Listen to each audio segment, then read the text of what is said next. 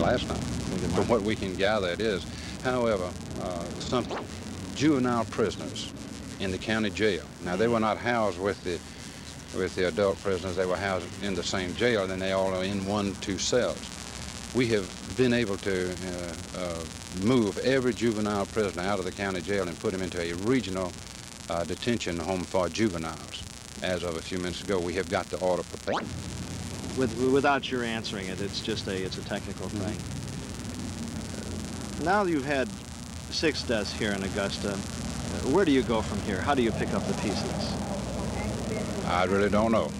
We try, we meet, we ask for guidance, we talk, we recognize adult leadership, and we've got to recognize the young leadership and try to work out our differences among ourselves. I just hope that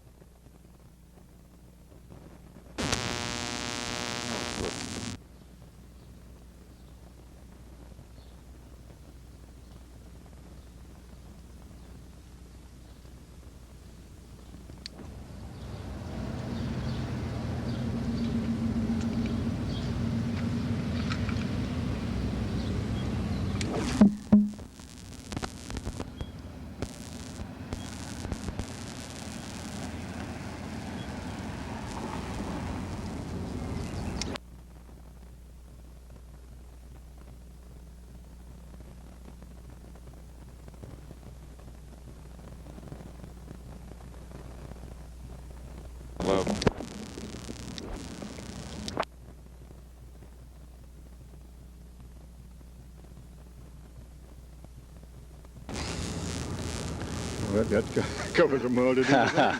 Well, what did happen here last night, and why did it happen? Well, now, the why maybe comes first. There was a youngster, a juvenile, murdered in the county jail by 2 other youngsters, 2 juveniles. He was beaten to death. And I guess that this demonstration stemmed from that. There was a group of people came out in front of this courthouse yesterday afternoon in protest, I would imagine. We sent down a thing that we had gotten up, the county commission chairman and I, a list of things that we thought needed to be done in the county jail to alleviate this sort of thing. Sir, excuse me. I think we know the bare facts of the thing, and we know what led up to it. What we wanted, nothing like this has ever happened in Augusta before, has No. it? Well, no, never. Is there more to it than just the beating of that boy in the jail? Well, it seems that there would be something else behind it. I can't put my finger on it at the moment, but something caused this serious outbreak last night of looting and setting places on fire and running around and doing the things that they did. I don't see how it could happen. I don't see how reasonable people can do those kind of things, but they did do them. There was some comments made in the black community and by some whites today that perhaps you waited too long to get in the State Patrol and the National Guard, and perhaps it got a little out of hand earlier in the evening. Well, these requests have to be made, and then preparations have to be handled up in Atlanta by the governor before the people can be sent down here. We made the request yesterday, and they came in last night. What time did you request them? Well, I didn't, at the time the mayor requested them, I requested them yesterday afternoon for the county. Sheriff, over the past few years, there have been a lot of serious urban riots in the north, most of them stemming from a sense of a desperation in the black community, a feeling of neglect and despair and bitterness. Are the same reasons present here? Maybe to a degree it is. We've been fortunate in this community to have good relations up until now with the black community. We're on a friendly basis all the time. And frankly, I'm disappointed and discouraged that this thing happened last night. The charge has been made by some of the black leaders that there's a different set of circumstances for a young black boy who's arrested and a young white boy, that the black boy's thrown in the county jail and the young white boy's sent over to the reformatory. Is there any truth in that charge? No, we have whites and blacks in the same place down there. In fact, there's whites and blacks in there today. Do you think the supervision is proper in your jail, that two inmates could kill another? Now, we get down to the fact that we do have an old, outdated jail. This was put up in the 30s, and now it is overcrowded. We now are doing something about that. We having the kids, the youngsters, the juveniles, put out at the regional center out at the edge of the city, the south end of the county. That is a move in the right direction.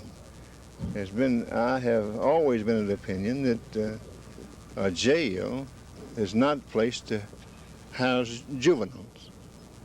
And I think that we have accomplished something in getting these kids placed out there now, and that's where they will be placed.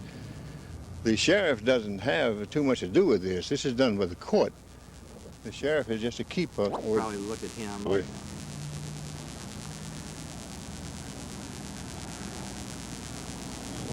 Let me just ask one question, Jim.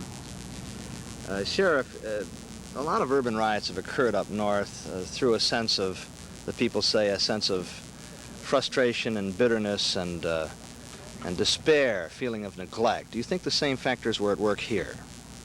Possibly to a degree. As I say, the relationship has always been good in this community. Okay. He leaps around real good with that thing, doesn't he? If you could just talk a little bit. Well, What are you going to do about tonight? You got any plans to keep it from happening again? well, I certainly hope it doesn't happen again. I even pray that it doesn't happen again, because there's something that has really touched me deeply.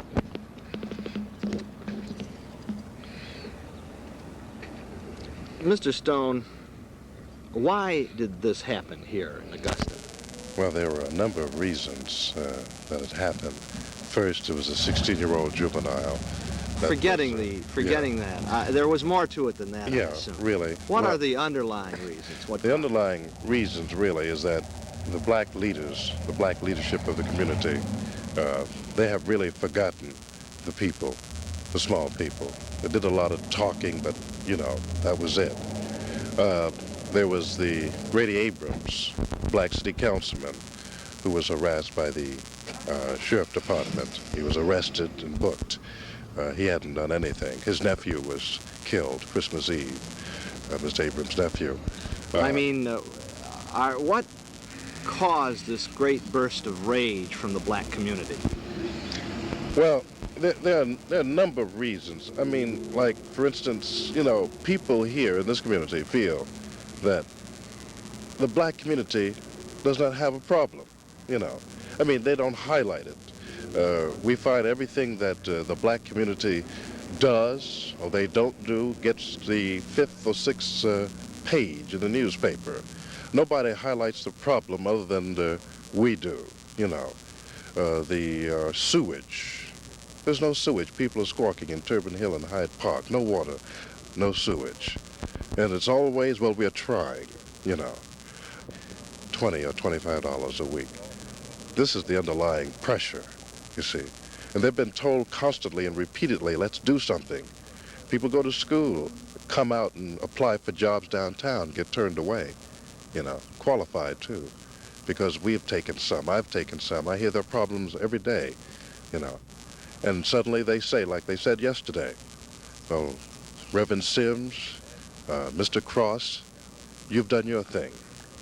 But now it's time. That I don't know.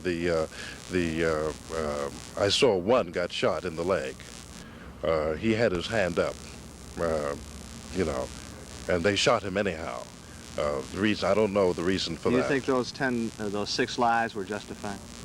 No, I can't, you know, I can't see it, because I don't know the facts behind it, but you know, whether I know there was exchange of gunfire, so anytime you have an exchange of gunfire, it may be justifiable.